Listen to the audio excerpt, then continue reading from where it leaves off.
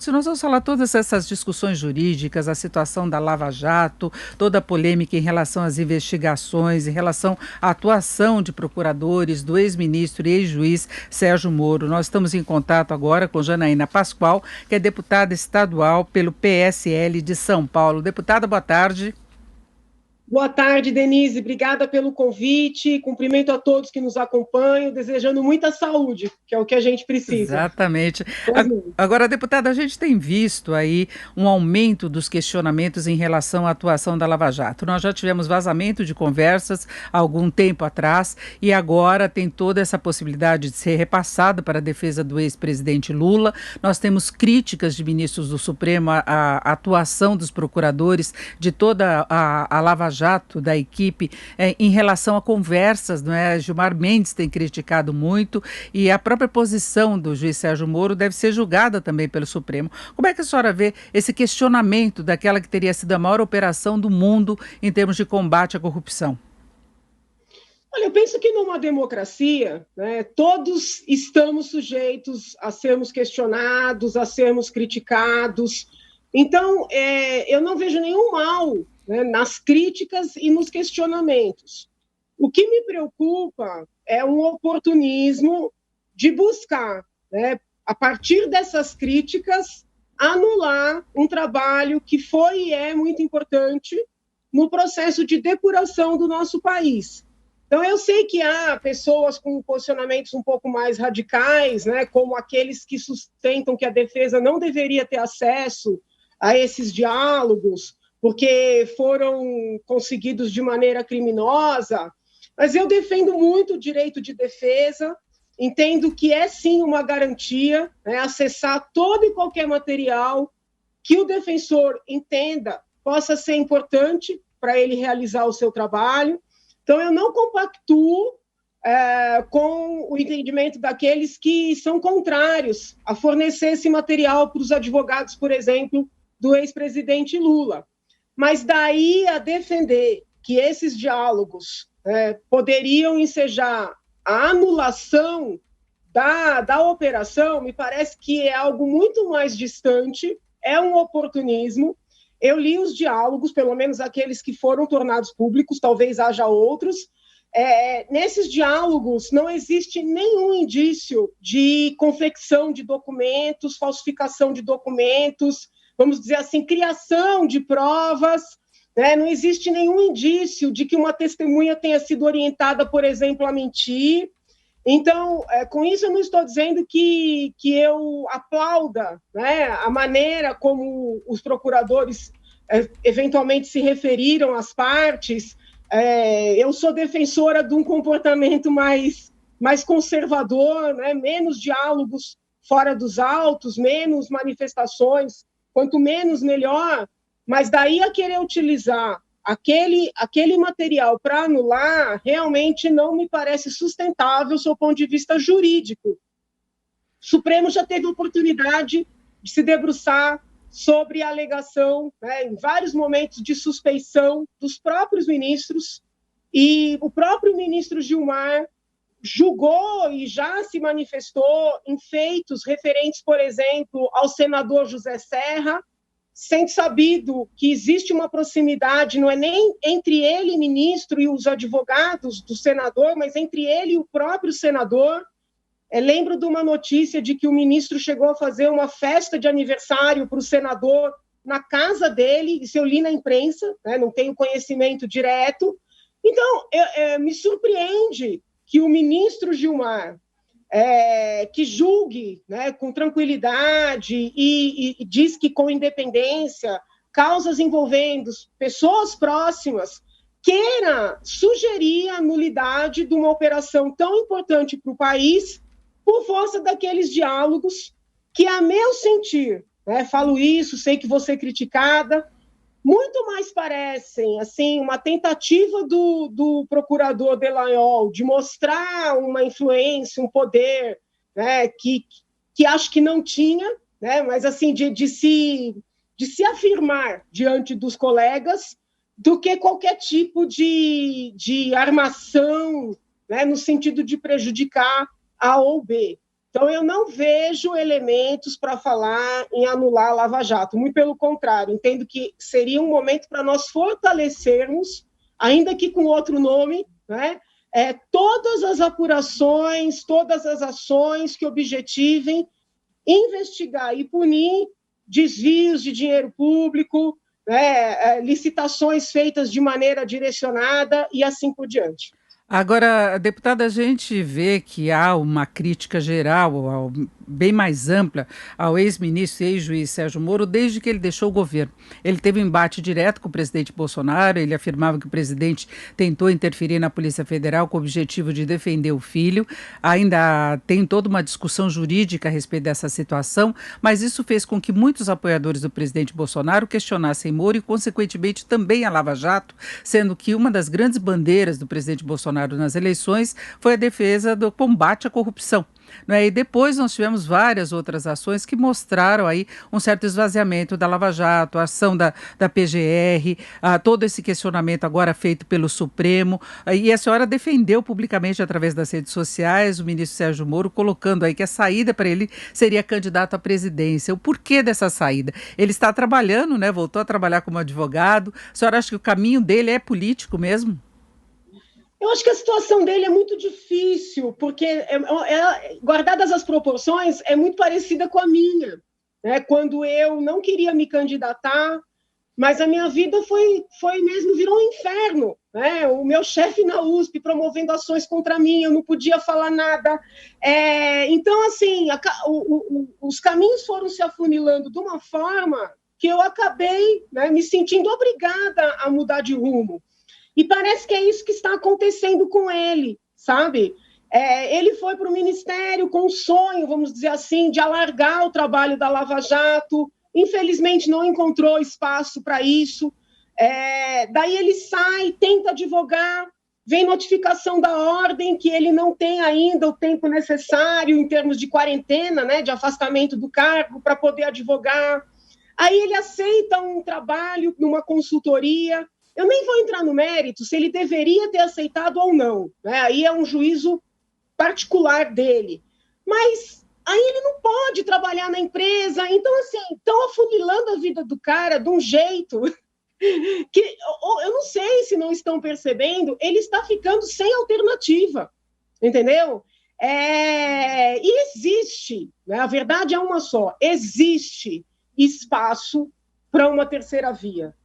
Existe espaço, existe expectativa, existe desejo na população que surja um caminho que não seja nem o petismo, nem o bolsonarismo. Porque você, Denise, pontuou muito bem. O Moro apanha do petismo, apanha do bolsonarismo. Por quê? Porque são grupos que não convivem bem com a diferença de ideias, sabe? Eles, ou você concorda com tudo, ou você é inimigo. E para uma democracia, para uma república, essa dinâmica, né, de endeusamento ou demonização, ela é muito deletéria, sabe? Então, assim, a população tem quem votar, né, que não seja Lula ou Haddad, a depender aí do imbróglio jurídico, que não seja Bolsonaro. E, infelizmente, as alternativas, né, a essas duas figuras que estão postas, vamos dizer, também não atendem às nossas expectativas. Então, ele seria uma criatura que eu penso que preencheria esse vácuo. Né? Mas, assim, e aqui, como eu não sou partidária de endeusamentos e demonizações, eu dou de novo um conselho a ele. A pauta anticorrupção é importantíssima, mas ela não é a única. Então, é necessário, se ele tiver mesmo alguma pretensão de se candidatar, eu acredito que ele não vai ter para onde correr. Né? Eu estou avisando com antecedência, eu acredito verdadeiramente nisso. Ele precisa se preparar para trazer a público o que ele quer para a saúde, o que ele quer para a educação, o que ele pensa em termos de saneamento básico. Ele tem que deixar de ser uma pessoa, uma autoridade, não sei como chamar, monotemática. Um presidente não pode ser monotemático, por mais importante que seja o tema. Eu ia colocar exatamente essa questão, porque o juiz Sérgio Moro, ele tem toda a popularidade dele calcada nessa questão do combate à corrupção. Ele, candidato, vai ser bombardeado de todos os lados e a gente viu que ele foi atropelado pela política. Ele não conseguiu ser ministro como ele queria, atuando numa área que ele tem mais experiência, cuidando de segurança, cuidando de justiça, ele não conseguiu. Então, ele não resistiu à máquina política. E ele não tem experiência nessas áreas aí relacionadas à saúde, relacionadas à educação, relacionadas à economia.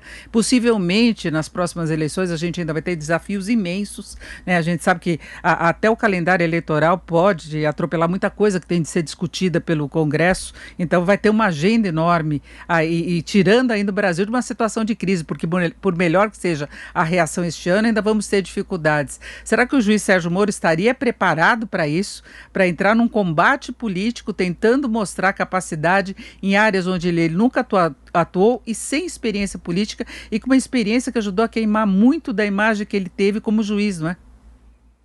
Olha, Denise, tudo nessa vida é um aprendizado, né? Eu acredito que o que ele passou no ministério, também aquele episódio da saída dele, tenham sido lições. E se você parar para refletir, hoje nós temos 4, 5 partidos praticamente implorando para o Luciano Huck ser candidato. Sem nenhum demérito ao Luciano Huck. Até entendo que ele tem boas intenções, mas ele é bem, em termos de inexperiência, ele é bem mais inexperiente do que o ministro Moro.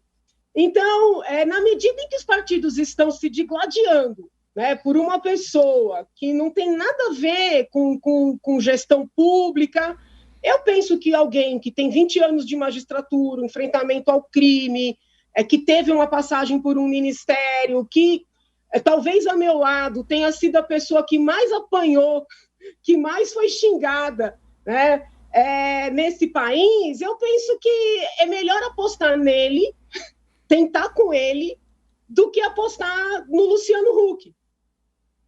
Perfeito. Agora, deputada, eu sei que eu só tenho compromisso agora na Assembleia, está trabalhando, não é feriado de carnaval, mas eu queria uma última avaliação sua em relação ao combate à corrupção aqui no país. Nós temos decisões do Congresso a serem tomadas, a questão da prisão em segunda instância, decisões do Supremo, referentes inclusive ao juiz Sérgio Moro, essa questão das gravações todas, a defesa de Lula, recursos de Lula. A senhora acha que ainda dá para retomar aquele combate à corrupção? Com a Lava Jato, ela acabou a operação específica, né, no Paraná, né, da forma como foi concebida, da forma como atuava. Como é que a senhora vê hoje o combate à corrupção no país? A decisão de fazer esse enfrentamento por meio de força-tarefa ou não é também uma decisão de gestão. Eu não tenho assim apego, sabe, no sentido, tem que ser Lava Jato, tem que ser aquelas pessoas. Não, nós temos que ter um trabalho institucional, independente, né, de quem esteja, porque somos todos mortais. Então, eu penso que se o Supremo fizer o que parece que quer fazer, eu não estou nem falando só do caso do ex-presidente Lula, porque não dá para você anular para o ex-presidente Lula e não anular para os demais. Mas se o Supremo fizer o que parece que quer fazer, que é desfazer todo o trabalho de depuração que a duras penas foi realizado no país, vai estar jogando um balde de água fria, vai abrir espaço, não só para que aqueles que foram punidos fiquem impunes, mas vai dar uma tranquilidade muito grande para aqueles que continuam praticando ilicitudes na penumbra ou que planejam praticar, para que essas pessoas se sintam fortalecidas para fazer o mal. Então, é muito fácil o Supremo dizer que o general Vilas Boas interveio com um tweet, porque a população pede o fechamento. É claro que ninguém quer nada disso, mas será que eles não dão motivo? Então, cabe ao Supremo avaliar como é que ele quer ser visto pela população, como é que ele quer ser visto pelas outras instituições, então, assim, está mais na mão do Supremo do que o contrário. Eu tenho muito medo que por uma, vamos dizer assim, um momento que a gente vivencia, né, que direita e esquerda parece ter interesse em anular tudo em abrir portas para as ilicitudes. Eu tenho muito medo que, por força desse momento, o Supremo se sinta fortalecido para fazer algo que vai ser muito ruim para o futuro da nação. Hoje se discute a posição, inclusive, do ministro indicado pelo presidente Bolsonaro. Como é que a senhora vê a atuação do governo em relação a essa situação toda? Olha, o ministro Cássio, ele já deu algumas decisões com as quais eu concordei, deu outras das quais eu discordei, que é natural, né? O mundo jurídico, ele também ele tem teses para vários lados, então eu não posso dizer assim que todas as decisões dele, ao meu sentir, tenham sido equivocadas. Agora, não era o perfil que nós, que votamos no presidente Bolsonaro, não era o perfil que nós gostaríamos de ter lá. Né? O ministro Cássio poderia tranquilamente ter sido indicado pelo presidente Lula. Aliás, se olharmos as pessoas que apoiaram a indicação, que festejaram a indicação, eram, na maioria, juristas apoiadores do PT. Né? Então, foi uma decepção muito grande, porque nós tínhamos a expectativa de uma indicação que viesse ao encontro do que foi prometido na campanha, em termos de um ministro conservador, um ministro mais duro no combate ao crime. Né? Agora, dizer que tudo que o ministro decidiu até agora está errado, se eu fizesse isso, seria uma análise mais política do que jurídica. É isso, eu agradeço muito a participação da deputada estadual Janaina Pascoal, do PSL de São Paulo. Uma boa tarde, deputada. Obrigada.